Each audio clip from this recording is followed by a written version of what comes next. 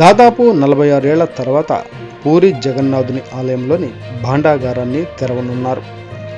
జగన్నాథుడి వజ్ర వైడూర్యాలు, గోమేధిక, పుష్యరాగాలు, కెంపులు, రత్నాలు, స్వర్ణాభరణాలు, వెండి ఇతర బరువు నాణ్యత పరిశీలించడానికి ఎక్స్పర్ట్స్ అవసరం. ఆడిట్ ప్రాసెస్కు కూడా చాలా సమయం పట్టే అవకాశం ఉంది. ఈ ఖజానాలో 1500 ఏళ్ల క్రితం ఉన్న ఆభరణాలు, నగలు కూడా ఉన్నాయని బిశ్వనాథ్ రథ్ కమిటీ చెబుతోంది.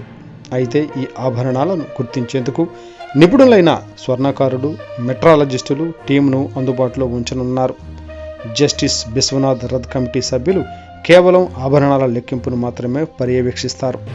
రత్న భాండాగారంలోనే నగల లెక్కింపు సాధ్యం కాదంటున్నారు అధికారులు.